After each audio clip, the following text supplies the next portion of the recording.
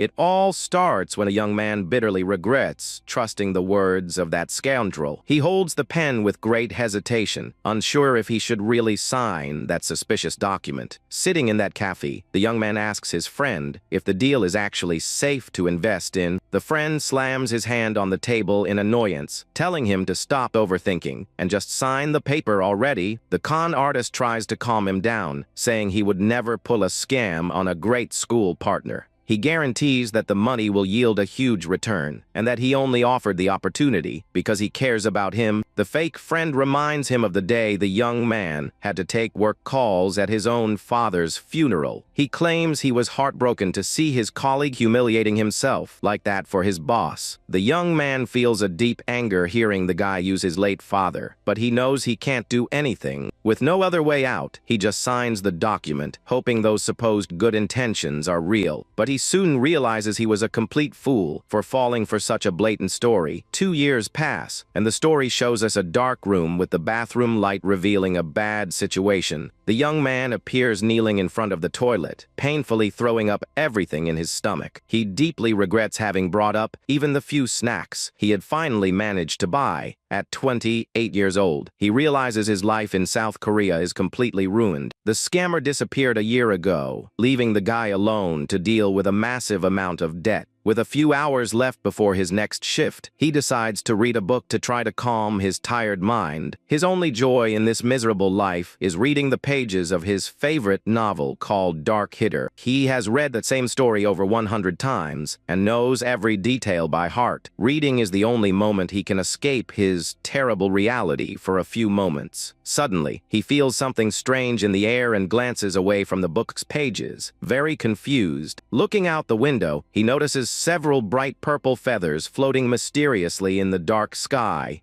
He wonders, intrigued, if those are crow feathers shining in the middle of the night. At that moment, he starts coughing uncontrollably and ends up spitting up a frightening amount of blood. The blood runs from his mouth and completely stains the cover of the book he was holding so dearly. He feels an unbearable pain in his chest, as if his heart were glowing and about to explode. Unable to breathe properly, he falls to the floor while purple smoke starts to emanate from the mysterious book. With his face covered in blood, he curses his own life for ending in such a tragic way. The young man collapses on the bed, weak, wondering if this really is his meaningless end. The moment he accepts death, something very hot starts to boil intensely inside his body. He is indignant to realize that the last image in his mind before dying is the face of that con artist. Unable to react, he just watches the black feathers floating around him while he loses consciousness. A mysterious message appears in the darkness, confirming a mission and unlocking a special skill. The young man wakes up startled, his eyes glowing an intense shade of blue while he breathes with difficulty. He quickly gets up from the bed, wondering if everything he experienced was just a terrible nightmare. The young man blinks, still trying to recover from the shock of such a sudden transition. He looks around and realizes he is in an extremely luxurious and unknown room. Very confused, the young man observes the details of that fancy place, having no idea where he is. A sudden noise catches his attention, making the young man look immediately toward the window. He finds himself face to face with a giant red-eyed crow staring at him from outside the room. Upon approaching the window, the young man is shocked to see the night sky lit up by 3 different moons. Several huge crows start flapping their wings and flying around excitedly near the large structure. Dozens of gigantic birds fly past the windows of the immense castle under the light of the night. The young man focuses his gaze on the starry sky, trying to process that unbelievable and scary sight. Upon noticing the 3 colored moons, he starts to suspect he has been transported into the book he was reading. Looking at his own reflection in the glass, he is absolutely certain that he is no longer in his old world. A voice from outside calls him Prince Ranabaran, saying it is the maid, Anna, who is there. The maid asks to come in, and the young man panics, telling her to wait because he isn't feeling well. But the door starts to open slowly, leaving the young man even more desperate with the situation. With an unbearable headache, he ends up collapsing on the bedroom floor before he can even stop her from entering. The maid says she will come back later, while the young man lying on the floor realizes his suspicions were totally correct. He holds his head tightly as he begins to connect the dots, realizing he ended up in the story memory of a book he had already read. He discovers that he has reincarnated into the universe of Dark Header and has now assumed the identity of the seventh prince, named Reborn. The young man falls into despair when he remembers that the destiny of this prince is to have a tragic and painful death right at the beginning of the book. Sitting alone, he deeply regrets having awakened inside a novel, specifically in the body of a condemned character. Suddenly, a mysterious man in dark glasses approaches and formally introduces himself as Sign. The young man is extremely startled to realize that the cold-looking man is the prince's personal advisor. Sign enters the room accompanied by a maid carrying a plate of food, saying he came personally because he was worried. The advisor adjusts his glasses on his face cynically and asks if the prince is already feeling a little better. The young man tries to remain totally calm and decides that the option at the moment is to pretend to be the real crown prince. He replies that he is much better, and the advisor feigns immediate relief at that unexpected answer. Sign rudely orders the young maid to quickly serve the special meal prepared for His Royal Highness. The girl serves the plate, trembling with terror, while the young man notices her fear, thinks the food looks like dog food. He tries to grab the teapot to serve his own tea, but ends up clumsily dropping the heavy object on the table. The hot liquid quickly spreads all over the table, making the environment tense in just 1 second. The young maid widens her eyes in complete desperation, as if she were facing a terrible death sentence. She immediately kneels, begging for forgiveness, while the young man is confused by that overly exaggerated reaction. The protagonist does not understand the reason for such panic, while the girl cleans the spilled liquid without stopping crying. Suddenly, he remembers a crucial detail about the terrible behavior of the true owner of that body. The former Reborn was a cruel and sadistic villain who used to beat and even kill his servants for any silly reason. Sign breaks the silence and apologizes for interrupting the moment, but says it is excellent to see the prince recovered. The man holds out a scroll with a cynical smile on his face, ready to pull his usual financial scam. He asks the prince to quickly sign that budget proposal, claiming it is a very urgent matter. The young man realizes the blatant lie and wonders what kind of urgent matter a prince considered useless would have. He knows very well that that document is totally fake and serves only to steal the resources destined for the prince. The advisor abuses this power because he is a distant relative of the empress, who rules the empire with an iron fist. The original prince would sign everything without reading, but the protagonist hesitates if he should sign to keep the original story. Noticing the delay, Sign mocks the prince, asking in a mocking tone if he happens to have forgotten how to sign his name. The young man is furious at being humiliated by a subordinate and curses his fate for reincarnating into such a weak character. The advisor insists in an invasive way, telling him not to think about anything and just sign the document once and for all. This sentence brings back a bitter memory of his past on Earth when his old friend deceived him with the same speech. The image of the scammer demanding his signature in the past resurfaces in his mind as a warning of imminent danger. He bites his lips in anger, realizing that this situation is identical to the one where he lost everything he had. The young man makes a firm decision in his heart, swearing that he will never again let himself be manipulated by anyone. Questions the advisor, pointing out that the bills are very strange and that budget is a waste of money. Sign lets out a mocking laugh and comments, surprised that he did not expect the prince to be capable of basic arithmetic. The man presses again, saying the food is going to get cold and that he will review the paper as soon as he signs it. Sign repeats the order in an authoritarian way, but is interrupted by the frightening noise of something being broken on the table. The maid gets a terrible shock from the sudden sound and retreats immediately, fearing for her own life in there. The young man threw the teapot on the floor, also destroying the pocket watch that was on the dining table. Facing the shocked and paralyzed advisor, the protagonist simply smiles and says his hand just slipped. He remembers that the advisor is a relative so distant from the empress that she does not even know of his existence in the palace. With total arrogance, the young man settles into the chair, adopting an imposing posture that shocks the abusive advisor. Sign is completely speechless to see the intimidating glint in the eyes of the prince, who was previously submissive. The young man decides that he will not die a pathetic death like in the book and blames the advisor himself for the mess. He, who always lived as a loser, decides to use his knowledge of the novel to rewrite his own destiny. With an extremely cold gaze, the prince questions his subordinate about the reason he is still standing there. He points directly at the dirt spread around and says in an ordering tone that the bedroom carpet ended up getting dirty. He demands that the man clean everything immediately, showing that he will do anything to survive in that cruel world. After all, the imperial family is treated as an absolute divinity, and all the riches in the world exist only to serve them. Legend has it that only royal members possess special abilities, and the iconic blonde hair that symbolizes divine nobility. Sign thinks with contempt that this applies to all princes, except for the useless seventh heir to the throne. He remembers how the young man is stupid and has a horrible temper, in addition to having black hair considered hideous. The advisor is biting with anger for having spent fortunes on brides only to end up serving such a failed prince. Swallowing his immense pride, Sign kneels before the young man and begins to personally clean the dirt scattered on the floor. Even annoyed at having to scrub the floor, he finishes the cleaning quickly and announces that the service is completed. The moment the advisor says he will leave, the prince purposefully drops another valuable porcelain cup. Sign turns around startled by the noise, and the prince mocks him, telling him to use that as an opportunity to train more. With red eyes and a scary tone of voice, the young man orders him to clean up that new mess faster. Sweating cold, the advisor complains that he is acting very strangely and threatens to tell the empress everything that happened. The young man is not intimidated, knowing the advisor is too cowardly to speak to her, and decides to teach him a final lesson. He points to the young maid in the corner of the room and orders her with authority to cover her ears immediately. The prince threatens her, saying he will cut off her fingers if she hears even a single word of that confidential conversation. Terrified by the terrible threat, the girl closes her eyes tightly and presses her hands against her ears without hesitation. The young man then approaches the scared advisor and whispers an extremely dark secret directly into his ear. Upon hearing that bombshell revelation, Sign's arrogant expression changes completely to absolute terror. The man turns pale with fear and starts sweating cold, as if he were staring at the very ghost of death in front of him. Days later in the castle courtyard, the maids gossip that the prince has been acting very bizarrely lately. One of them confesses, trembling, that he has become much scarier and fears she won't survive working in that palace for long. Another servant tries to comfort her, saying that at least the prince has not been leaving his luxurious quarters lately. At that moment, one of the maids reminds Anna that she should already be in the royal office fulfilling her cleaning duty. Meanwhile, in the luxurious office, the young man relaxes, reading calmly near the window and admiring the beautiful day outside. He drinks his hot tea, satisfied by pretending well to be the spoiled prince, causing all the servants to avoid him out of fear. The protagonist celebrates that Sign has stopped bothering him, sparing the young man from having to throw another teapot at his head. His tranquility exists because he knows he still has 1 year until the start of the official story and 3 years before his death. He remembers with nostalgia when he found the book Dark Hitter in the library and read it hundreds of times because he loved that story, knowing that the arrival of the real protagonist will still take a while. He decides to just relax and enjoy his new luxurious life. He observes the blue sky, thinking it would be wonderful to have wings to fly freely and appreciate that beautiful landscape from above. Suddenly, a violent and mysterious pain crosses his entire body, causing the young man to lose his breath suddenly. The pain is so intense that it makes him lose his strength, causing the porcelain cup to slip from his hand and shatter on the floor. Desperate, he feels an absurd burning inside, without understanding the reason for suffering like that out of nowhere. He agonizes, feeling his entire body burn in flames, realizing that this pain is very different from what he felt in the past. Anna knocks on the office door asking for permission to clean, while the young man begs, mentally, for help in agony. Without receiving any answer, the servant opens the door slowly and sighs with relief to realize that the feared prince is not there. But her relief disappears quickly when she looks at the floor and finds the shards of the expensive cup scattered about. She crouches down to pick up the pieces, lamenting the waste of that valuable dishware that could feed her family. Suddenly, she hears a strange noise coming from behind the office curtains and turns around, intrigued, to investigate. The girl is shocked to see a red-eyed crow staring at her fixedly in the middle of that very luxurious office. The crow descends to the floor, while the maid approaches with her broom in her hand, trying to understand how the bird got in there. Very carefully, she takes the crow in her lap and says affectionately that it needs to leave, because a very cruel man lives there. The bird falls into complete panic on looking at itself closely and realizing that its voice has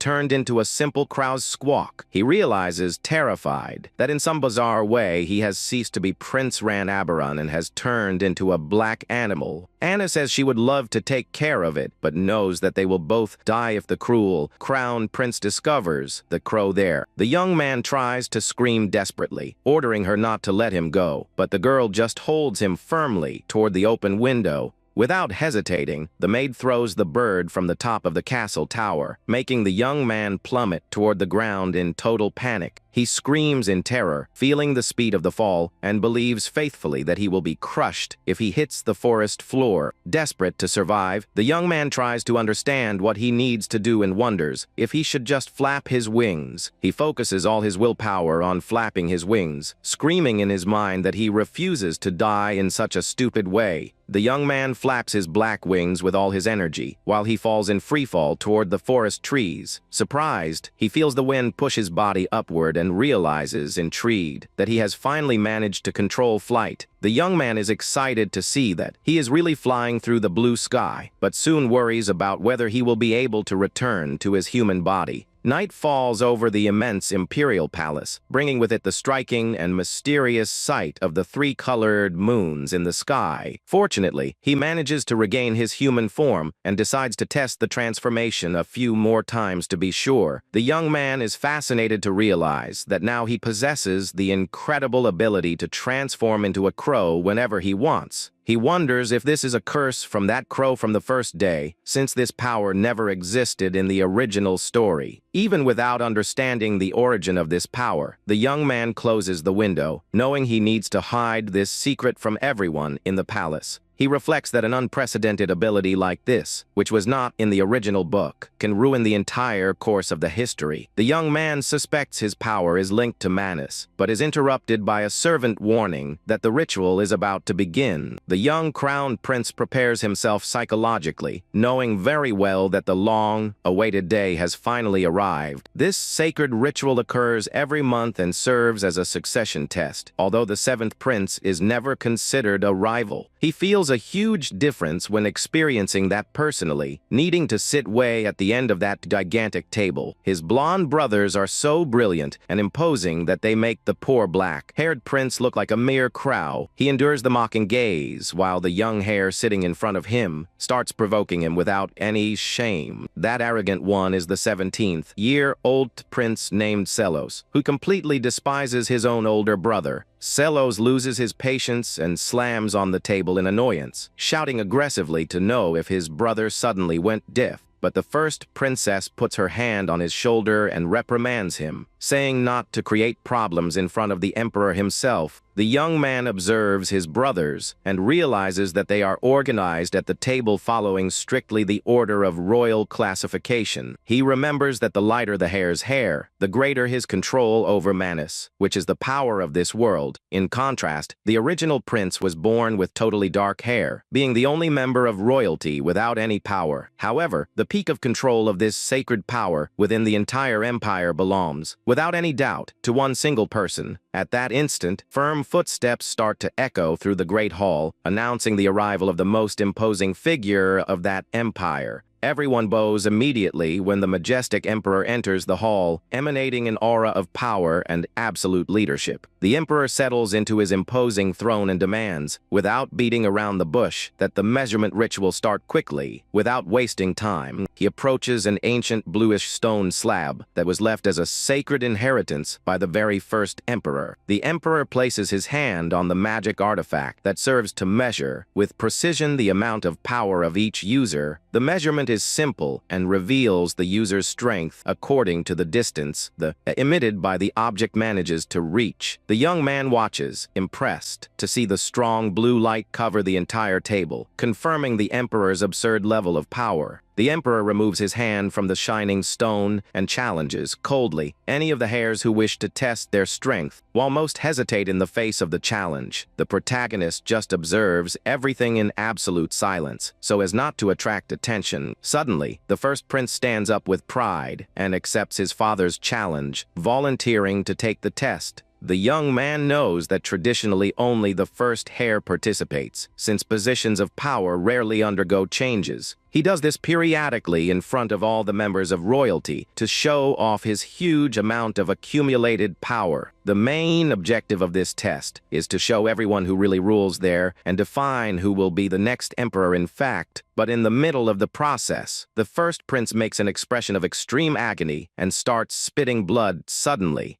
The second prince stands up in absolute shock upon seeing his brother stagger in pain while trying to stand at the table. Despair takes over the royal hall while everyone starts to scream in terror, asking to call a doctor urgently. In the middle of all that general chaos, the protagonist is the only one in the room who understands exactly what is happening there. He knows very well that the first heir is about to die after coughing up a frightening amount of blood throughout his body. The young man realizes with extreme seriousness that the main events of the book he loves so much have finally started to happen. This magical energy is an exclusive power of the imperial lineage, but each member inherits a totally different ability. The first prince manipulates water with extreme ease, while his second brother possesses total control over fire. The result of today's test was already foreseen, since the young man knew that the heir's strength would cover only half of that table. Everything seemed to make sense in his head, since there were still 6 entire months until that terrible incident happened. However, he panics to note that the first prince's death was brought forward inexplicably by half a year in history. He also questions how his own useless prince body managed to gain the rare ability to turn into a crow. The young man is startled to realize that a totally new power emerged right after his arrival and fears it is not a coincidence. Later, the young man enters the second prince's room hidden. Knowing that that blonde young man possesses absurd brute strength, the blonde-haired prince smiles mockingly upon seeing the intruder, thinking it was an assassin, but sees it is only his brother. The protagonist responds calmly and ironically, saying that if he were a real assassin, the blonde brother would already be dead on the floor.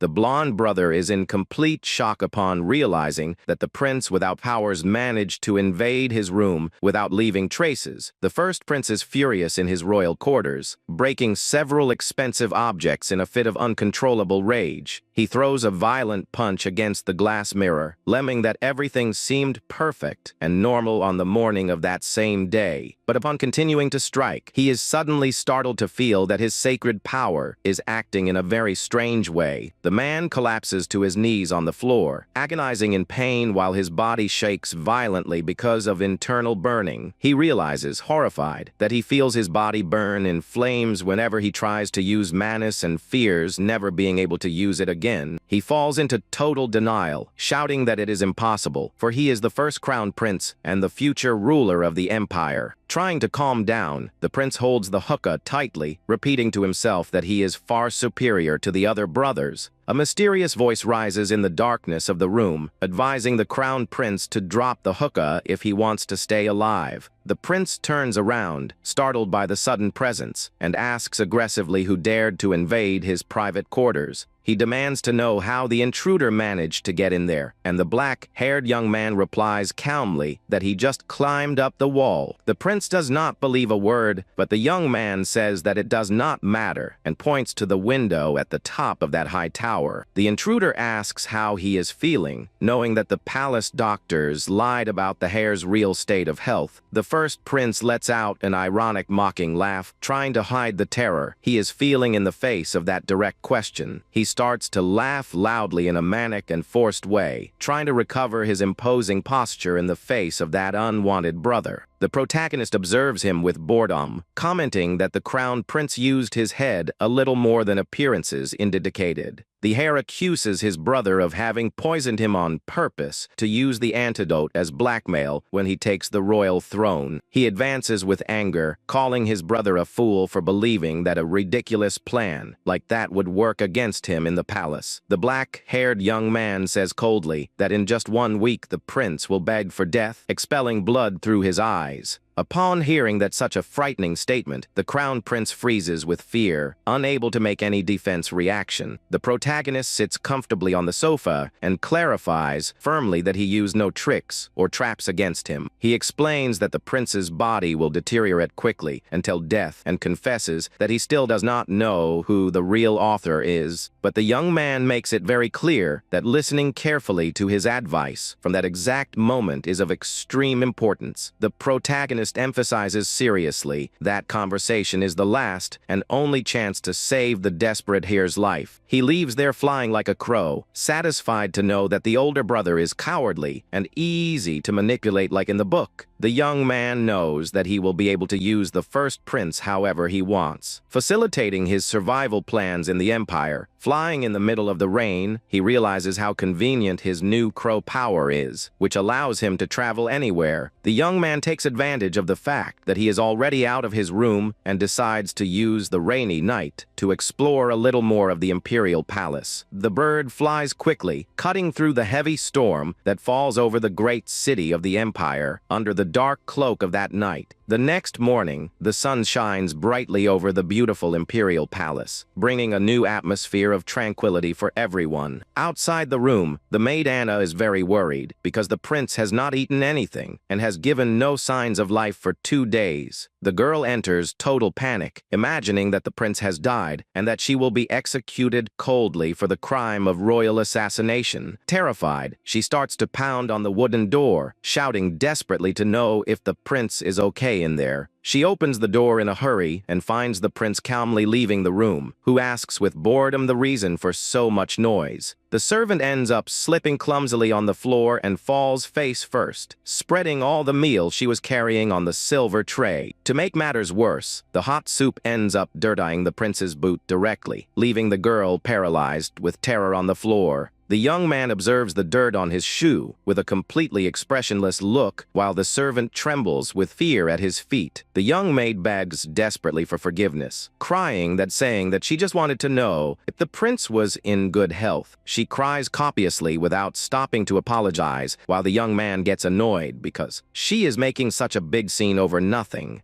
The young man pressures her with an intimidating look, asking how she intends to take responsibility for dirtying the floor and his boot, but he decides to ignore the problem and orders coldly that she clean everything in 5 minutes and disappear from there as quickly as possible. The protagonist moves away, satisfied by imposing strict rules, ensuring that the maid never bothers him in his quarters again. A month passes since the incident at the ritual, and the young man's room appears filled with piles of magic books scattered on the floor. During this time, a dangerous rumor starts to spread through the empire, stating that the first prince has lost all his powers. For the other brothers, that gossip represented a golden opportunity to try to take control and the line of succession. To stifle the rumors, the first prince begs the emperor to bring forward the famous and important royal hunting competition. Mounted on his horse, the young man notes that the events are following the book, but worries if the real protagonist has also been affected. Today is the day of the royal hunt, and the young man plans to meet with the protagonist to deliver an important item and wait for the right moment. Suddenly, the arrogant 8th prince approaches mounted on his horse, calling his brother a useless insect in a mocking way. He mocks, saying that the black horse matches the brother's dark personality, while the young man worries about his impulsiveness.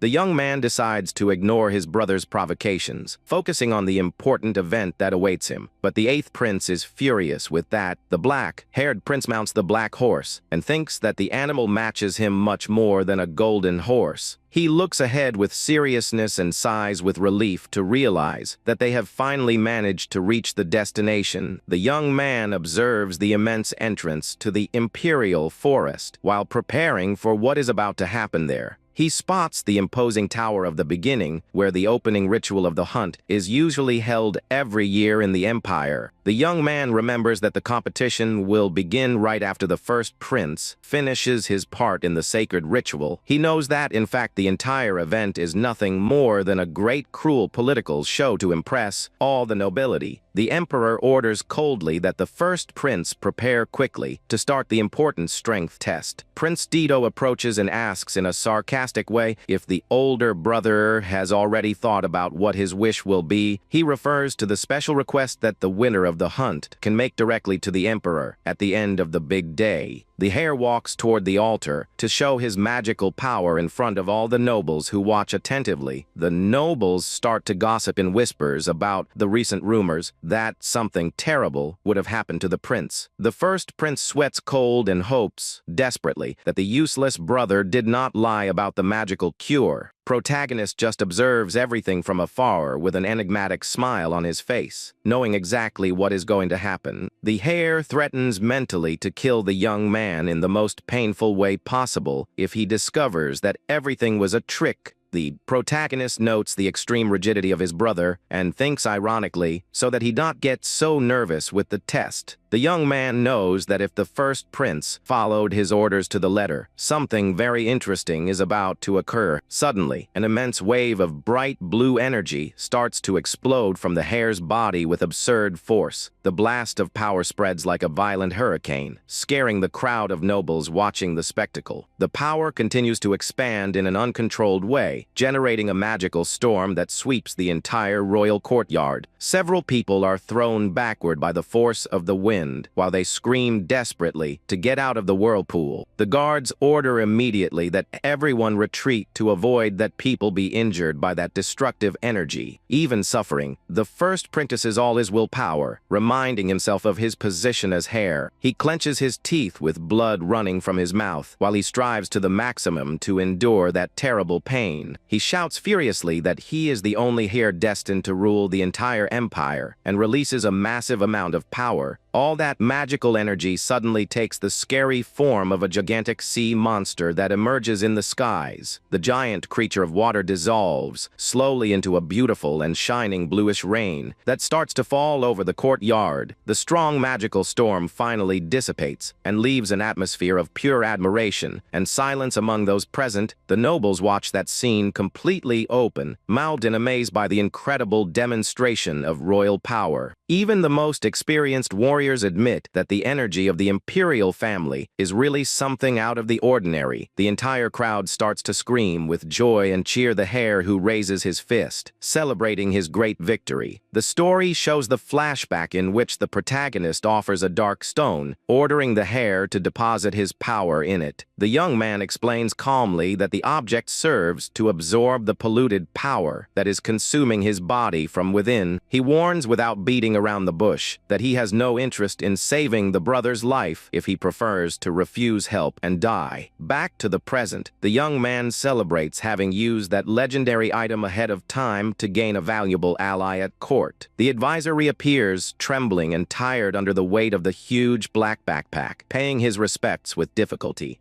The man warns that he brought the heavy suitcase exactly as ordered, and the protagonist comments on the delay of the journey. With a scary look, the crown prince questions if the useless subordinate touched anything inside that bag. The man complains mentally for having survived the wild horse that he himself chose on purpose to injure the hare. A loud sound of a trumpet starts to echo through the valley, officially announcing the beginning of the imperial hunting activities. The emperor raises his imposing hand and declares in a loud voice the beginning of that year's traditional hunting competition. All the knights and warriors prepare in a row, ready to advance in a dash toward the dense forest. The participants run excitedly, dreaming of victory, while others know that the royal family always wins the tournament. The protagonist decides to maintain discretion so as not to attract attention. Since winning that tournament is not important to him now, the young man plans to use the event only to find the former commander of the Imperial Knights and recruit his strength. The bespectacled young man comments, amazed, to his lord, saying that the power displayed by the hare seemed like the strength of a god. The duke confesses, smiling, that he felt that the emperor's real intention was just to intimidate and break the pride of the nobles.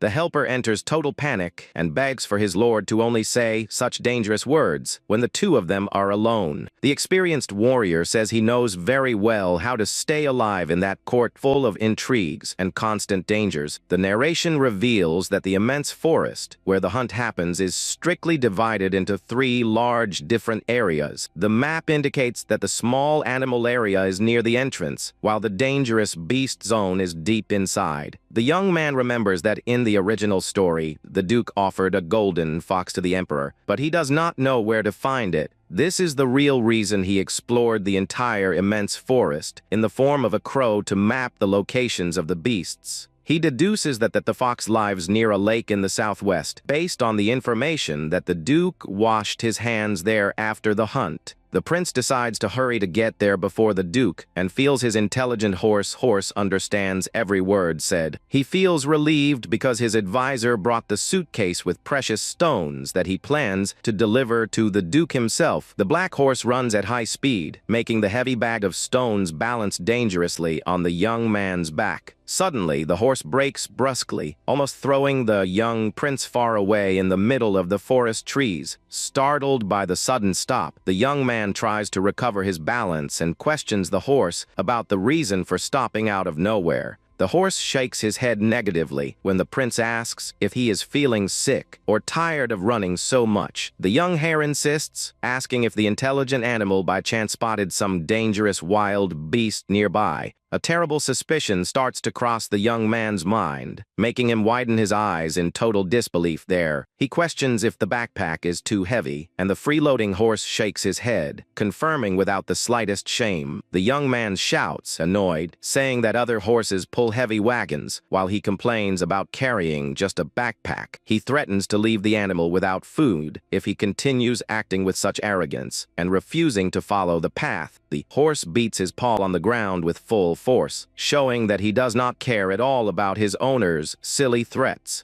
The animal simply runs away in a dash, leaving the young prince abandoned in the middle of the woods, carrying the heavy bag. The young man observes the horse fleeing and realizes that he is in deep trouble for having been left totally alone in that forest. Meanwhile, the Duke walks through the forest thinking that hunting wolves and deer should be a very simple task for him. His young helper comments that luck does not seem to be on their side today, since they could not find any prey. The experienced Duke laments in silence that he is getting old, and that even the greatest warriors cannot fight against time. The bespectacled helper asks him not to speak like that and guarantees with sincere admiration that the Lord is already a living legend of the Empire. He recalls the Duke's countless military glories as commander, but the old warrior defines himself as just a retiree. The Duke questions the helper if he has ever seen the imperial family up close, and the young man confesses that he only observed them from a distance. The warrior says that he will only truly understand when he faces them directly and sees who really rules that empire. Story shows a flashback of the past, where the Duke's father explained that the royal lineage rules the empire like living gods. The old lord asked his son to take his place in the future and to be proud of loyally serving the grandiose imperial family. He showed with pride the huge fleet of merchants that their family possessed to provide valuable resources to royalty. But the pleasant conversation between father and son was brutally interrupted when the carriage started to shake violently. The nobleman demands, annoyed, to know what is happening, and the coachman apologizes, saying something got stuck under the wheels. The scared coachman begs his lord to go back inside the carriage while he cleans that dirt himself. The man looks at the floor and finds the lifeless body of a poor child stretched out in a tragic way on the pavement. A large amount of fresh blood runs from the heavy wooden wheels, revealing the brutality of the fatal accident. The nobleman discovers that the victim was just a small orphan accused of trying to steal offerings destined for the sacred temple. He realizes that absurd tragedy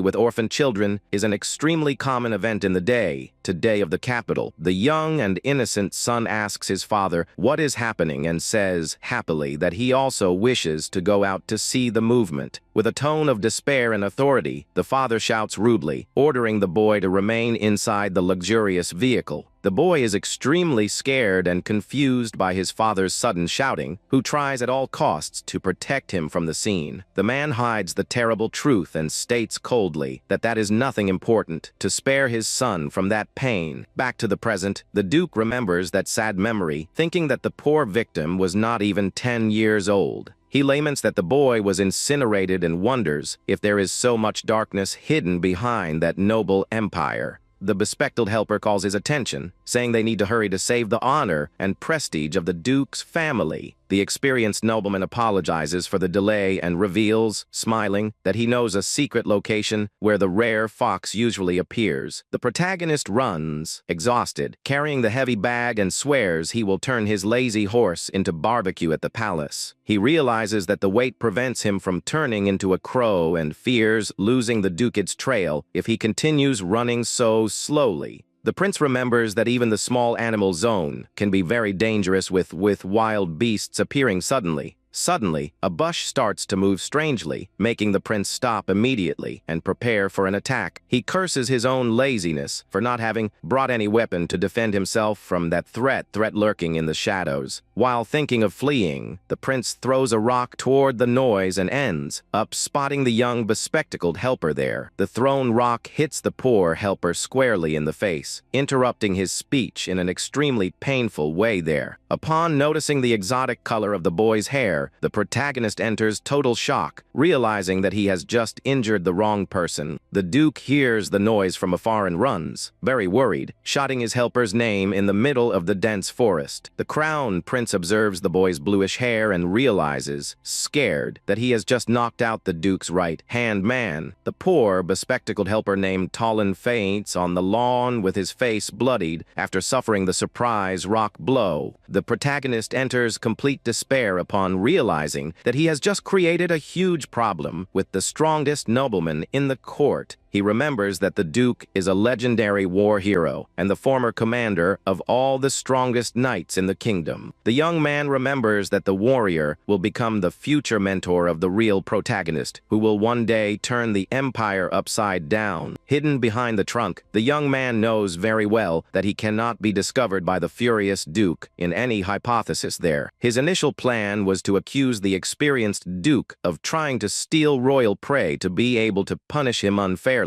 He intended to force the warrior to carry the heavy backpack full of magic stones during the entire royal hunting competition. The protagonist bites his lip with pure worry upon seeing his perfect plan go down the drain in just a second due to pure bad luck. The Duke examines the fallen rock and deduces immediately that the heavy object was thrown intentionally by someone hidden. He starts to suspect that the attack, in fact, was a botched assassination attempt against himself in the middle of the forest. The young helper finally starts to regain consciousness little by little and tries to speak with his master, who runs to help him. The warrior asks the boy to stay calm and tell in detail if he can remember any detail about the aggressor. The young man enters panic, knowing that if they spread gossip that he tried to injure the Duke's successor, his head will be in danger. The injured boy forces his memory in a tired way, trying to reveal what he managed to see before receiving that rock hit. The prince looks wide-eyed in pure despair, trying to come up with an urgent way to silence the boy before he speaks. By pure luck for the protagonist, the young Talon ends up fainting again from exhaustion before he can pronounce the culprit. He lets out a long sigh of relief upon seeing the boy pass out, thanking mentally for not having been reported yet. Suddenly, the Duke hears a small noise in the foliage and turns around with a murderous look toward the prince's hiding place. The experienced nobleman focuses his sharp gaze toward the trees, confirming that he detected the presence of the secret invader there. The young man takes advantage of the distraction to shoot into flight, running with all his strength far from that place. The Duke draws his sword and tells the injured boy to wait while he runs to capture the culprit in the forest. The tree branches shake violently, while the relentless hunt begins in the middle of the dense, imperial vegetation. The prince feels his legs fail from extreme exhaustion and complains that the weight of the suitcase is killing his breath in the race. He tries to calm down, thinking that he has already run enough to easily throw off a simple, elderly warrior like the Duke, but the old man appears,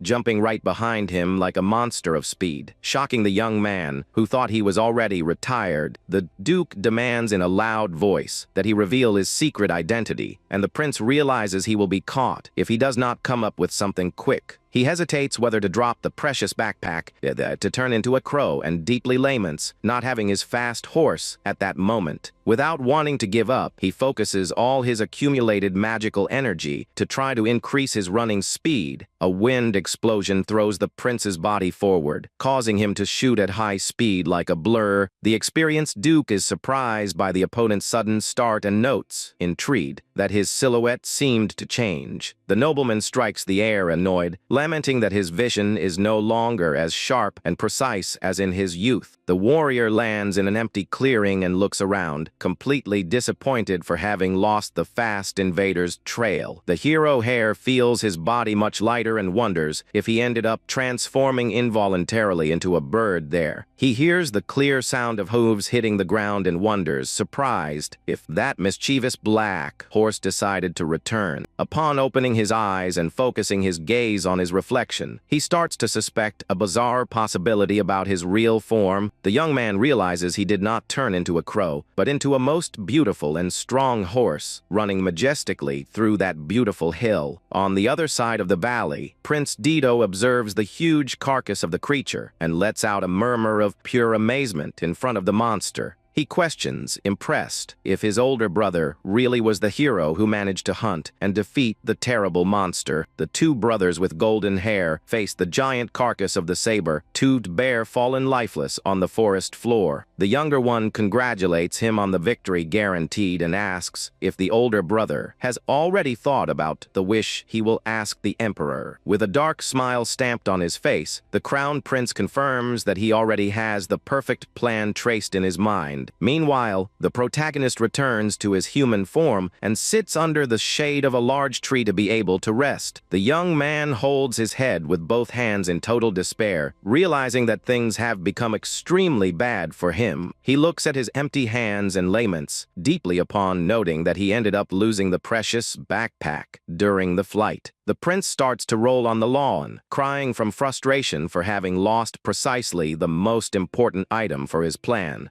He throws himself onto his back on the forest floor, shedding tears of exhaustion and irritation in front of that terrible day of royal hunting. He decides to breathe deeply and stop complaining, knowing that the only solution now is to redo the entire path back to look for it. Back at the location of the attack, the injured Talon finally sits down slowly and asks if his esteemed master has returned. The Duke asks, worried, if the young man is already feeling better, and the boy replies that he still feels a little dizzy. The old warrior feels very ashamed for having lost the invader from sight and laments being getting too old. He points, intrigued, to the backpack full of mysterious stones that he found thrown in the middle of the grass during the pursuit. Talon examines the luxurious backpack closely and is confused, without understanding why it is completely full of common stones. Hidden behind a tree nearby, the crown prince sweats nervously, hoping that they think everything was a joke. Suddenly, the prince decides to appear, shouting, surprised, pointing directly at the backpack that was with the warriors. The green-haired young man points, scared, upon recognizing the seventh prince, while the Duke himself is surprised by that. The two warriors bow immediately on the ground to pay the proper formal greetings to the heir of the royal family. The Duke questions respectfully if the object belongs to the prince, and the young man feigns relief, confirming he was looking for it.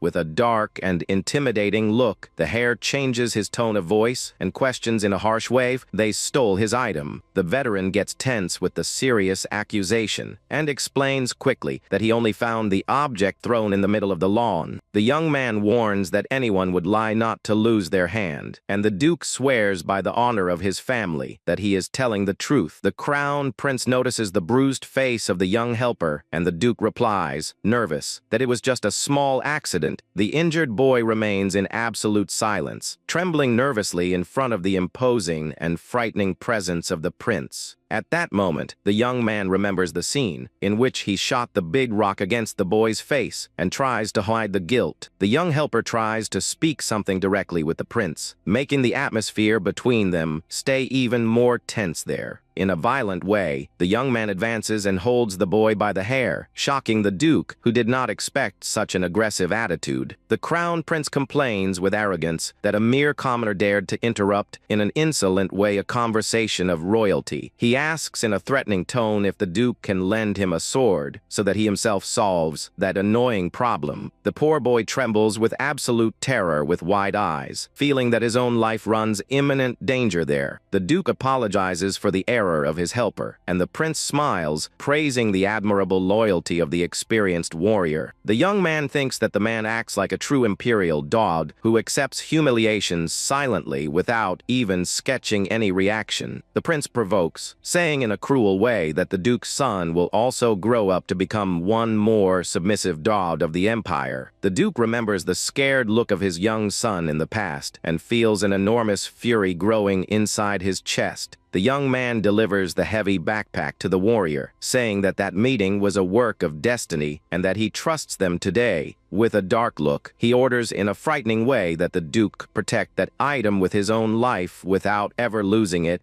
The crown prince asks severely if the man understood the orders, and the duke remains in silence holding the backpack. The warrior lowers his head with seriousness and replies that he will obey faithfully all the glorious orders given by the prince. The hare says goodbye, wishing a good hunt for the two of them, and celebrates content by feeling his own body very light. He admits mentally that he acted in a horrible way with the two warriors, but knows he needed to do that to plant a seed. The helper apologizes for what happened, and the duke warns that he was lucky to come out alive, recommending that they return to rest. Tolan comments suddenly that he managed to remember a very important detail about the invader who threw the big rock. The boy reveals with seriousness that the culprit for having thrown the object against him in the middle of the forest was the seventh prince. The experienced duke interrupts the helper's speech in a harsh way and orders that he not say one more word about it. In the original story, the duke would rebel only in the following year after suffering with the tragic and painful loss of his only son. The young man plans to bring forward the warrior's rebellion to this year and knows he needed to give a strong stimulus to provoke that. Meanwhile, the arrogant blonde hair reveals to his ally the wish he intends to ask directly for the emperor. He plans to clear the entire area near the sacred temple, eliminating the poor people of the capital as if they were mere insects.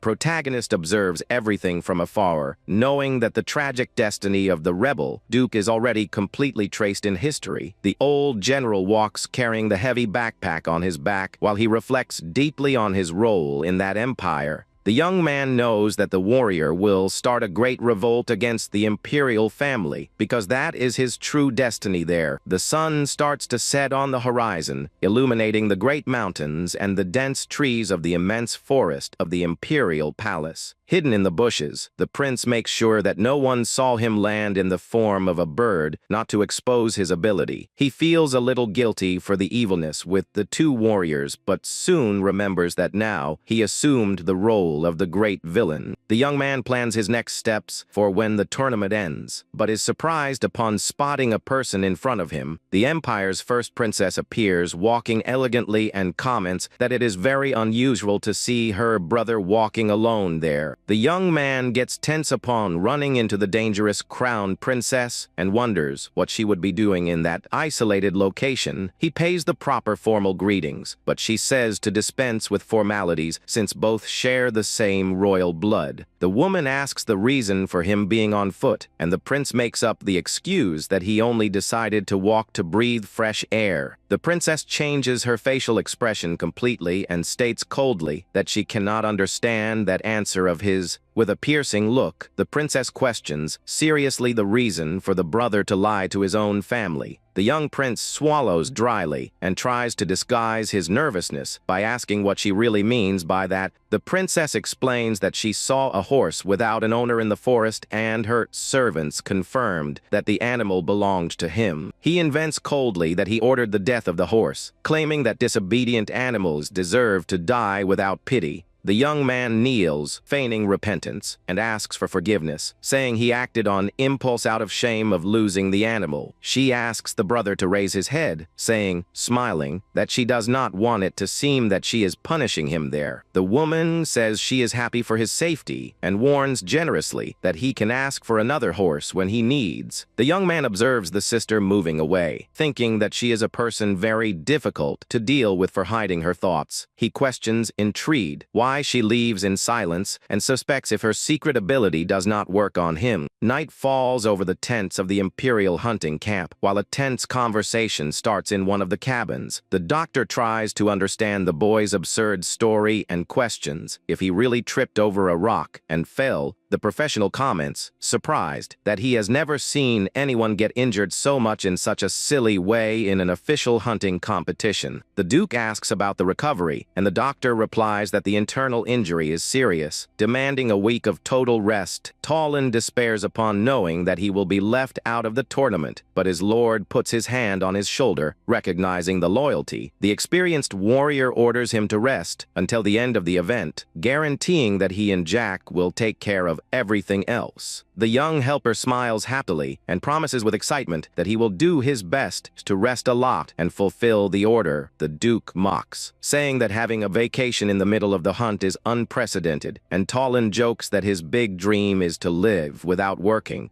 The nobleman laughs loudly and promises to win the hunt to ask for a gold mine to the emperor and make his faithful friend's dream come true. Later, the candle illuminates the room silently while the young helper sleeps deeply under the tent roof. Talon appears snoring in a comical and relaxed way, making the most of his new and well-deserved time off in the competition. Suddenly, a mysterious hand leaves a small sealed scroll right next to the boy's head, who continues sleeping. The crown prince smiles in a dark way, repeating that the Duke acted like a loyal dog who ignores the danger of his ally. Sitting in the darkness, the old Duke holds his head with pain upon remembering the cruel provocation made by the rebel prince. Unable to manage to sleep with his agitated thoughts, he decides to leave his cabin to take some fresh air. Suddenly, he widens his eyes in complete shock upon spotting something totally unexpected outside the camp. The experienced warrior lowers his head, confused upon finding himself facing the mysterious backpack left right at the entrance of his tent. He notes that the strange stones inside the heavy suitcase start to emish glow and to vibrate in a frightening way.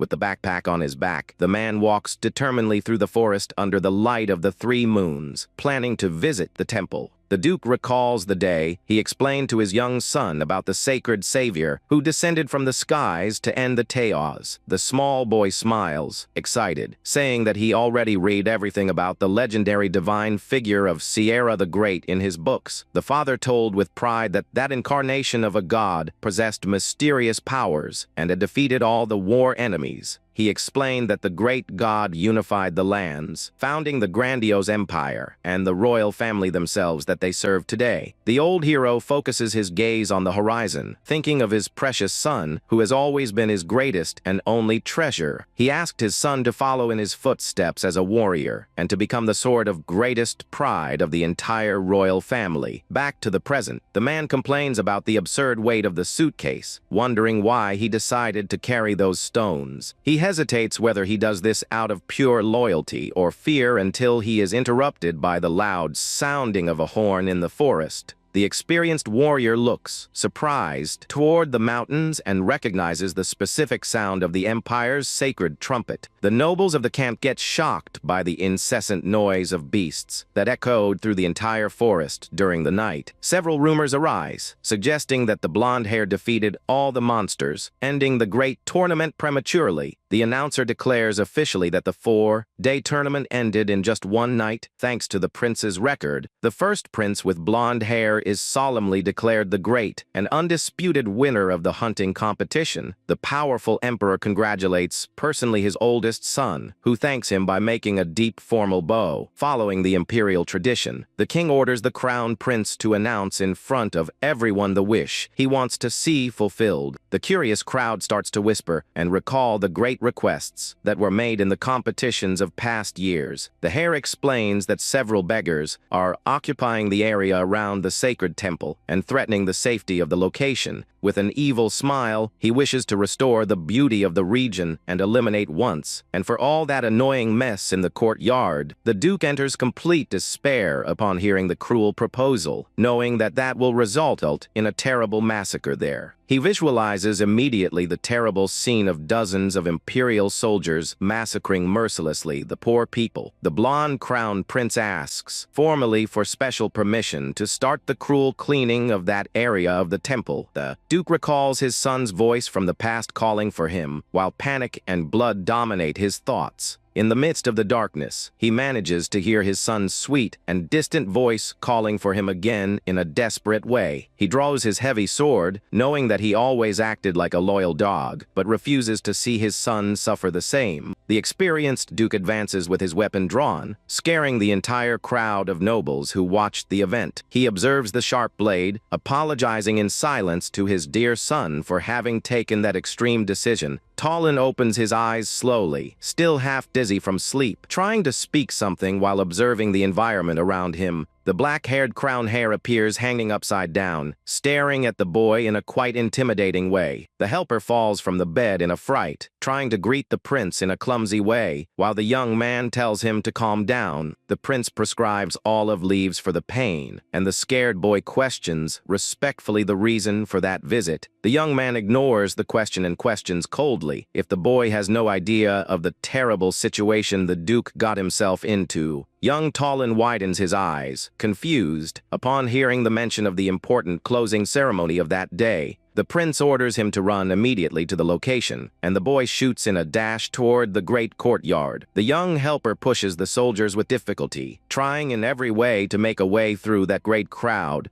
He finally manages to get past the guard barrier, but freezes with terror upon seeing the scene that happens right in front of him. He sees his beloved master kneeling in the center of the courtyard, in front of the armed blonde hair, surrounded by several royal guards. The first prince with blonde hair shouts extremely enraged, demanding to know what the Duke thinks he is doing. The old Duke declares in a loud voice that his noble family served loyally and protected royalty for over 1,000 years there. He states with seriousness that his lineage is much more willing to deal peacefully with the people near the temple. The warrior makes his humble request directly to the emperor, shocking the blonde prince who watches without being able to act. The emperor accepts the request, honoring the immense loyalty of the old general, and the blonde-haired gnashes his teeth in pure anger. However, the king warns, smiling, that he finds it comical to see that the Duke's loyalty led him to block the will of the royal family itself. The first blonde prince releases an immense storm of energy and shouts, asking if he thought there would be clemency. He states furious that the old general lost his mind when challenging royalty, and that offense deserves immediate execution. The experienced Duke closes his eyes, accepting his destiny, and declares that he will pay with his own life for interrupting the hunt. Tallinn screams desperately from pain upon seeing his master about to be executed in the middle of the courtyard by that fatal magic. The protagonist observes the scene in silence, thinking, satisfied, that the great revolt finally started in a perfect way. Far from there, near a river in the forest, a mysterious young man wearing a brown cape fills a water canteen calmly. Suddenly, the water starts to float and to act in a magical and bizarre way around the canteen, leaving the young man suspicious. The young man in a cape looks, intrigued, at the magical energy that flows from the water, without understanding the reason for it acting like that. A colossal blue explosion of magical energy rises on the horizon over the forest, revealing that the execution has already started. The narration reveals to us that young man in the forest is none other than Radel, the true protagonist of the book. The old Duke has always been considered a true war hero, commanding the troops and protecting the empire for years. but now he has been reduced to a mere sinner who awaits on his knees the terrible sentence for insulting proud royalty. The first prince with blonde hair raises his hand, declaring solemnly the immediate execution of that rebel warrior. A colossal whirlpool of freezing water forms around the duke, covering his body completely with violence. All the nobility watches the demonstration of strength of royalty in complete silence, knowing that the general will not leave alive from there. Trapped inside the bubble of magic water, the experienced warrior starts to drown, feeling that he can no longer breathe. While sinking into the darkness under the strong pressure, he is surprised suddenly upon noting a silhouette in the middle of that water. The Duke is startled to see the image of his faithful helper suffering and questions himself how the boy ended up there in danger. He remembers the helper's excuse of dizziness and smiles happily upon realizing that the boy is actually well and healthy. The warrior laments his pathetic end, but asks in thought for Talon to take good care of his son after his departure. He notes the imposing presence of the seventh black-haired prince, who seems to observe him in a calm and mysterious way from there. Even drowning, he focuses his vision on the prince's lips, trying to understand the secret message he is saying. With an enigmatic look, the dark-haired young man warns silently that the final moment to die has not yet arrived. Upon reading those enigmatic words, the warrior recovers his pride and shouts in thought that he refuses to die there. The arrogant blonde hair raises his arm again, prepared to shoot the final blow and finish everything once and for all. An immense pillar of bluish light explodes toward the skies, illuminating the entire hunting camp with a colossal energy. The colossal whirlpool of magic water implodes with violence, spreading a strong gust of wind through the entire great valley. In the middle of all that agitation, the precious stones that were inside the heavy backpack start to spread on the floor. The blonde one observes the destruction of his own execution magic and focuses his gaze on the floor. Intrigued by what happened, Talon screams in complete despair, while the royal soldiers hold him firmly, preventing the boy from advancing toward the arena. The young heir of black hair observes the entire destruction with extreme seriousness, thinking of the next steps. The small boy writes attentively in his diary until he is suddenly interrupted by a strong glow in the window. He observes, amazed, through the open window, an immense line of bluish energy cross silently the sky. Back to the present, the young man in a brown cape follows with his gaze the strong gust of blue light that crosses the clouds. He runs at high speed, jumping over the forest bushes to try to discover the origin of that pillar. A strong explosion of wind and earth happens in the middle of the valley, revealing the violence of that terrible magical impact. Rattle jumps with agility over a great cliff, focused on reaching the exact location of that mysterious light. The young man in a cape runs toward an immense whirlpool of bluish energy that formed in the center of the empty clearing. He tries to force his vision through the glow, but complains mentally for everything being too blurry in there. The young man continues observing attentively the bluish energy until noting the silhouette of a person trapped in the whirlpool.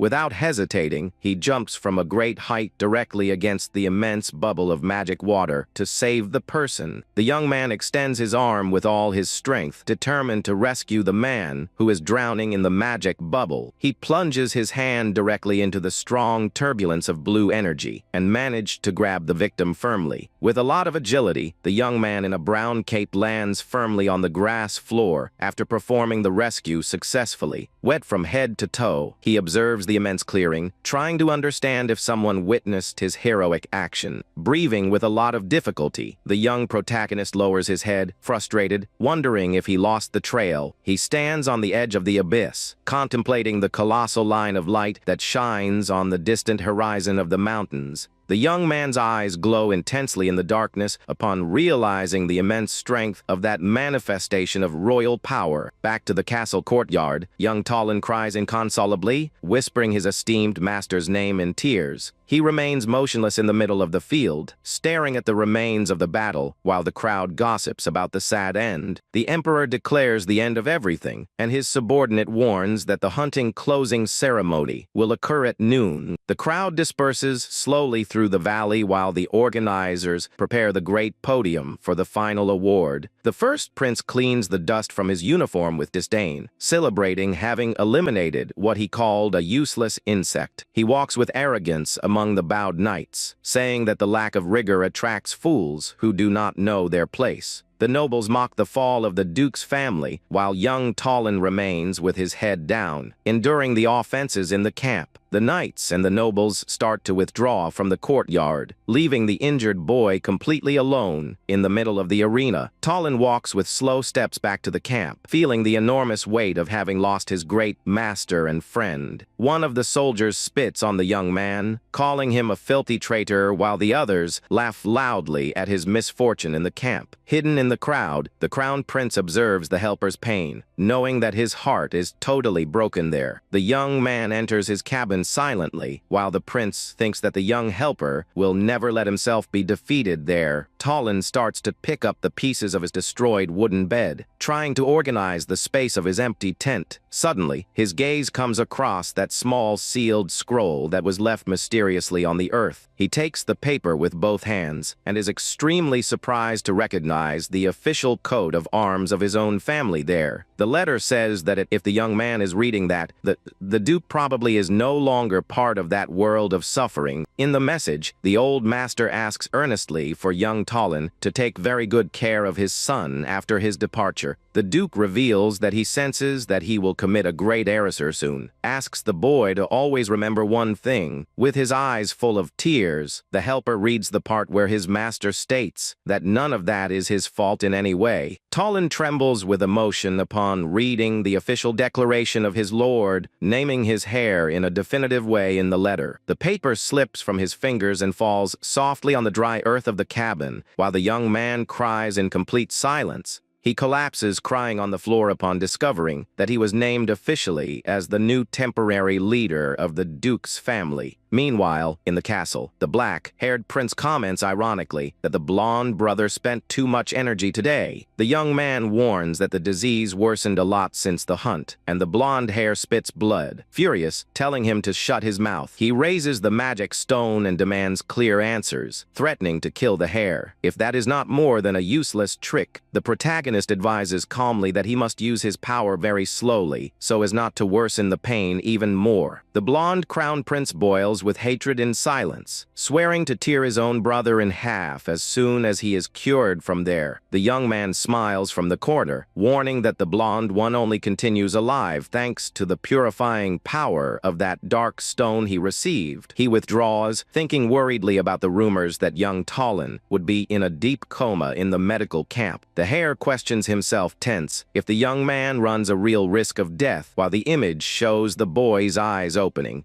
The young helper wakes up confused in an unknown bed and looks at the ceiling, wondering where exactly he finds himself. A servant tries to help the new leader stand up, but the bespectacled young man just asks in a firm way for him to move away from there. The servant says that he has been unconscious for 2 weeks and can faint at any moment. Tallin warns that he needs to see the young duke and asks, "What is the current situation of the family?" The man reveals that the situation is bad because the business partners and the servants abandoned the family. He explains that the financial situation is terrible and they cannot ask for help due to the incident. While they walk through the hallway, the boy appears and recognizes the bespectacled young man who is still weak. Tallin screams worried. Upon seeing the small hair right in front of him in the palace hallway, the small Duke asks if he is well, and Tallin apologizes for having caused so much worry. The boy comments that many problems arose, and that not even the father's funeral has been organized yet. Tallin listens through the open window to the conversation of 2 men gossiping outside the location. They say that the Duke committed that madness and suggest fleeing before they are called traitors. He thinks with regret that the stigma of traitors of the Empire will be something impossible to erase from the family.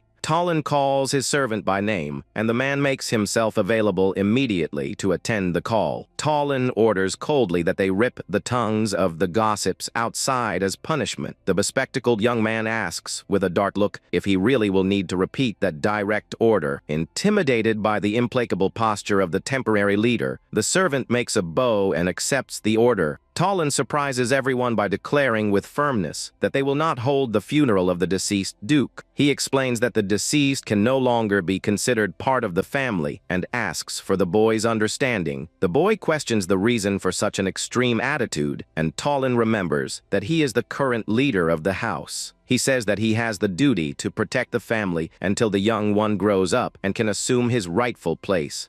With a serious countenance, the young man starts to remove his glasses, indicating that he took a drastic decision. Tallinn reveals a merciless look and guarantees that he will use any means necessary to protect everyone there. The scene changes to a luxurious room, where an extinguished fireplace adorns the main wall of that room. Suddenly, a scream of anger echoes through the room while furniture is violently thrown and broken. The sound of destruction continues intense, with several luxury objects being completely shattered on the floor. The blonde prince breathes pantingly in front of the immense window. Observing the wreckage around him, he screams, revolted for being stuck in that place, while one of the maids listens to everything scared from outside. With fury in his eyes, he promises to tear his enemy apart and remembers that he has a pending task tomorrow. The blonde prince remembers the agreement to pretend that he would enter the imperial forest without actually going there. In the memory, he questions the reason for doing something so ridiculous, and the black-haired young man says he has business there. The protagonist explains that he does not want anyone knowing his whereabouts and that the blonde's presence guarantees privacy. The blonde one asks, annoyed, what exactly he is plotting and what he intends to do alone in that location. The young man says in an enigmatic way that is for his treatment and suggests that the brother just wait in the room. Upon losing control, the blonde one advances furious and presses the protagonist against the wall with extreme violence. He raves, saying that the brother thinks he is important and that he could just ask for help from the imperial mages. Holding the young man's neck, he warns that patience has run out and threatens to end his life right there. Even being strangled, the young man smiles with blood in his mouth and says ironically that he should hurry. He reveals that the use of that power caused the blonde's life expectancy to decrease in a drastic way. The blonde prince suddenly starts to cough a large amount of blood, feeling an unbearable pain. The protagonist stands up free and warns that if he interrupts the treatment, he will be paralyzed for a week. He asks if the blonde one does not have curiosity to know what the reaction of everyone will be upon discovering his fall. The blonde one continues on his knees over his own blood, while the other questions if royalty would try to save him. The young man warns that if the treatment fails, another heir will assume the throne, which leaves the blonde one even more furious. With a scary look, the protagonist tells him to use his head if he really wants to continue alive in that place. He holds the blonde's chin with firmness and warns coldly that his patience also has a short limit. The young man starts to walk to the exit and warns that it is good they stop watching him, because disappearing without clues is his specialty. Upon opening the doors, he suggests that the blonde one give up those useless attempts that only delay his cure. Completely impotent on the floor, the defeated blonde prince asks, desperate, what is the young man's true objective? The protagonist stops with his back for a brief moment and repeats the question in a thoughtful way before answering. While a falcon flies through the forest skies, his voice reveals in a simple way that his objective is just to survive. The bird flies freely toward the shining horizon, crossing the green immensity of the forest under the sunlight. Some dark feathers fall slowly from the sky, indicating that the young man undid his previous transformation. He steps firmly on the grass and celebrates for having searched the entire forest without finding anyone nearby. The young man explains that he emptied the location to perform experiments with his special transformation ability. He wonders if he can transform into other animals and thinks that this ability can be very powerful. To discover this, he needs to understand exactly the limits of his power and how it can be activated. The young man messes with his bag, thinking that the main activation condition must be revealed as soon as possible. He theorizes that physical touch with the animals he used previously is the initial necessary condition. To test his hypothesis, the young man starts to prepare a small wooden trap in the middle of the forest. The young man resolves to capture a small animal to test his power and prove if his theory is correct. He places high-quality fruits as bait and soon attracts the attention of a small, curious squirrel on the trunk. The protagonist hears a noise of leaves moving and turns around quickly to see what is happening. He spots the small squirrel climbing quickly by the trunk of the large tree where he left his trap. The young man realizes that the trap was not even ready and wonders if he will manage to catch the little fellow. Even so, the small squirrel descends calmly by the trunk of the tree and stares at the young man with a curious look. Surprised by the docile approach, the young man extends his hand full of seeds, and the squirrel touches it with its paw. He plays with the little fellow, alerting him about the danger of being so friendly with unknown people in the forest. Satisfied for having managed to make the physical contact, the young man prepares to try the new transformation. The young man focuses totally to activate his ability and focuses on trying to transform himself into the small animal. A strong yellow aura shines around him the moment he tries to start the metamorphosis process. The glow goes out quickly, and the young man realizes, confused, that nothing happened to his body after the attempt. He reflects if his real intention and the desperate desire to flee or run influence the transformation. The protagonist tries to simulate the mentality of a squirrel, focusing on wanting to climb trees from there. Suddenly, the small squirrel grabs the strap of the young man's bag with its teeth and runs off with it. The young man is completely shocked to see the small animal fleeing and taking all his belongings away. He starts to pursue the little beast desperately, asking for it to return the bag full of supplies. With a quick movement, the young man finally manages to reach the tip of the bad's strap and holds it firmly. The squirrel continues pulling with incredible force upward while it tries to climb on the huge tree trunk. Determined, the protagonist starts a bizarre tug of war against the small rodent to recover the bag. To the young man's despair, the leather bad's strap starts to rip violently due to the great force.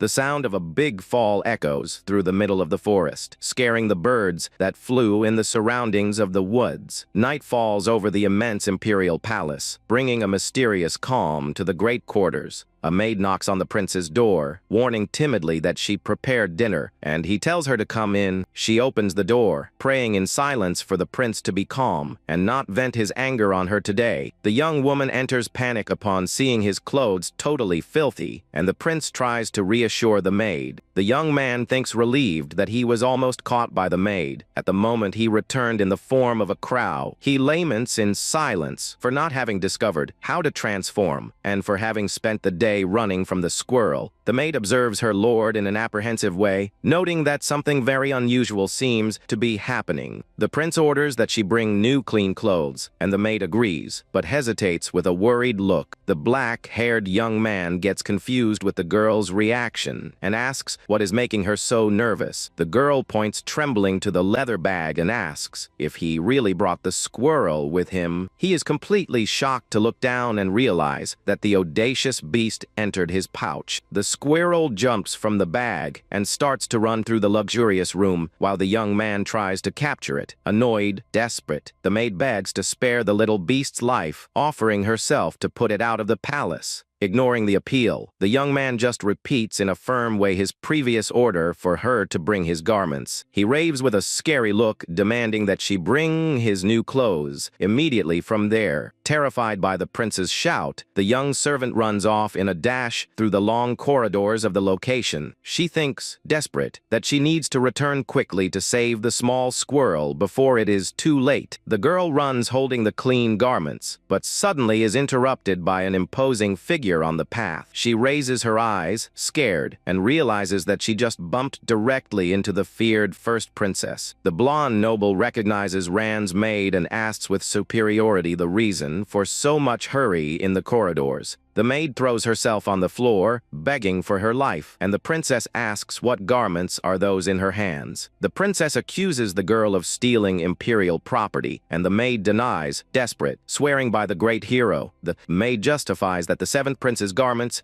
dirty in the garden, and the noble extends her hand over her. She says coldly that it does not matter if the story is true or false, because lying to her is impossible. The princess uses magic to verify if the servant is telling the truth, truth or just inventing a silly excuse. Suddenly, the noble's eyes glow intensely, and she realizes that there is something very strange with that situation. Through her magic vision, she discovers that the prince was not in the garden as the girl had claimed before. The first princess realizes that her younger brother was secretly doing business in the imperial forest. Back to the palace room, the protagonist talks mentally with himself, thinking of his next steps. He tells the squirrel that the castle is not a good place to live and that he has no intention of adopting it in any way. The young man extends his arms, offering help to take it back to the forest, and asks for the beast to cooperate calmly. The squirrel stands in a defensive position and starts to squeak loudly, refusing the direct commands of its captor. He thinks, annoyed, that it makes no sense to have a wild squirrel running freely through the royal palace. The noise makes him remember his past life on Earth, where rats scratched the walls of his small room. Feeling stressed by the direction the story is taking, he launches himself quickly to grab the rodent once and for all. The young man celebrates upon capturing the cute squirrel and orders it to enter in a tame way into his travel bag. The wild little beast bites the protagonist's hand with force, making him let out a sharp cry of pain through the room. The prince is furious and shouts at the beast, questioning how it dares to bite the hand of a member of royalty. The squirrel jumps with a lot of agility far away and starts to climb swiftly by the main column of the room. The protagonist looks up, shocked, to see that the animal managed to reach the highest and inaccessible point of the ceiling. He realizes that trying to climb up there will be useless because the animal will easily flee to another direction. The black-haired young man closes his eyes and thinks that it would be easier if he transformed himself into a squirrel. Suddenly, he opens wide one of his eyes upon feeling a strong and familiar magical sensation going through his entire body. The young man realizes the immense golden energy emanating from his own chest and wonders if he finally succeeded. A strong magic light involves the young man the moment he starts to go through the complete transformation into a squirrel. Through his own experience, he realizes that he finally managed to unravel the secret of that ability. Now in the form of the small rodent, the protagonist gives an intelligent and victorious smile for having had success in the test.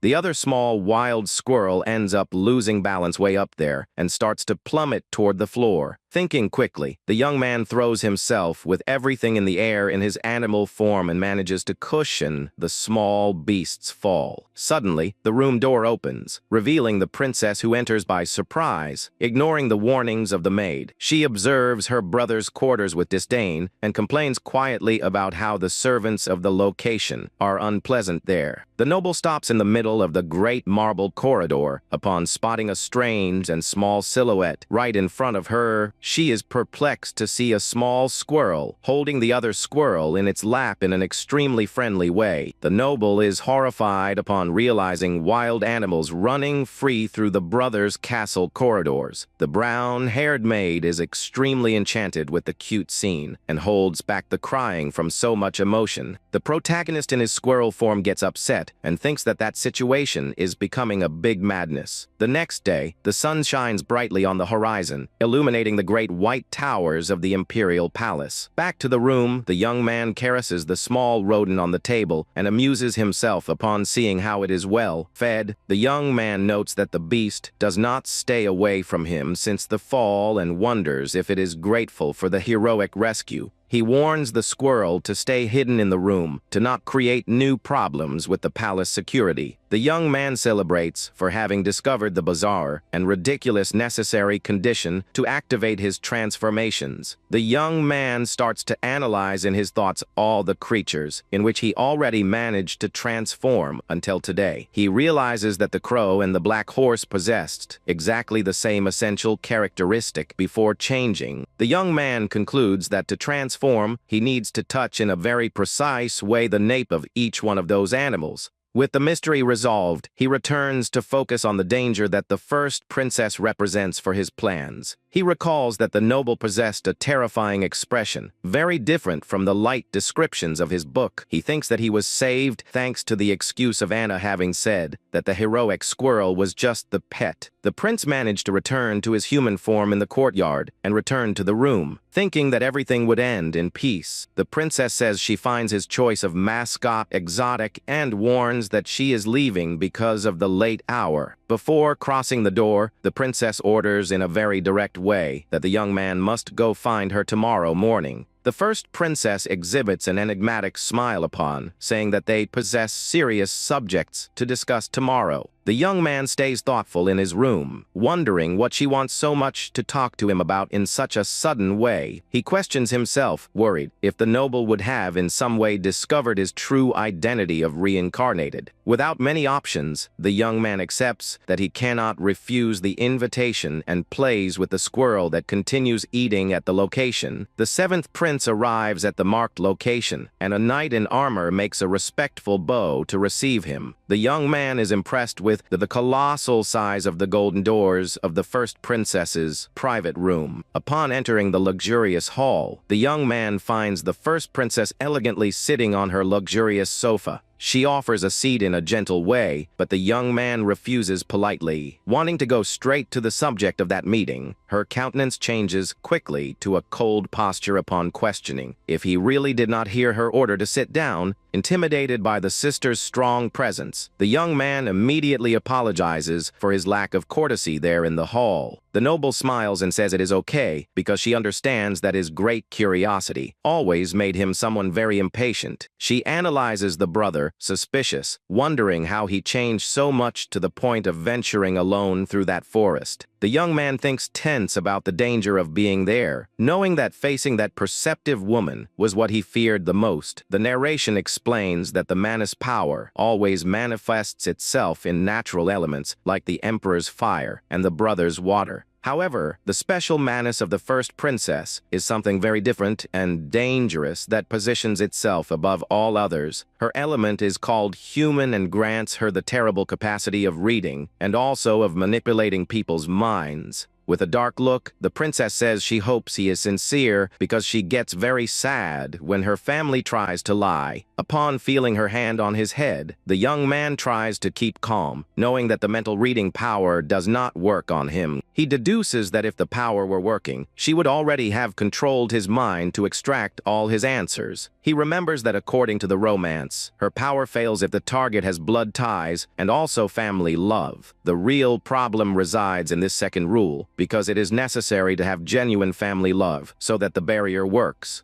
As the young man would never feel love for her, the young man does not understand how her power failed, and she demands that he answer quickly. He questions himself with a lot of apprehension what would be the true reason why the mental control magic did not affect him there. Meanwhile, in another location, very far away, the scene shows a dark cave hidden right behind an immense waterfall. In the humid interior of that grotto, the drops of water fall slowly from the sharp tips of several stone stalactites. A single shining drop starts to form on the tip of the rock, about to fall into the complete darkness of that humid location. The drop falls directly onto the eyes of an elderly man who finds himself lying and motionless on the floor of beaten earth. The old duke opens his eyes, revealing a face extremely tired and marked by terrible combat scars. He tries to recover his breath with immense difficulty, letting out weak groans of pain while he tries to move his arms. The man holds his head, feeling a strong migraine, and wonders, confused, where exactly he is located now. A mysterious figure dressed in a black hood says calmly that he survived, and the elderly warrior gets startled by the voice. The elder wants to know his identity, and the hooded young man reveals that he thought the warrior was already dead in the grotto. With an intimidating movement, the mysterious rescuer holds the handle of his sword and warns that he will start asking questions. He points the shining blade to the duke's neck, demanding to know if the elderly warrior is still loyal to the great empire. The young hooded one says coldly that the warrior's next answer will define the destiny of his life, right there in the cave.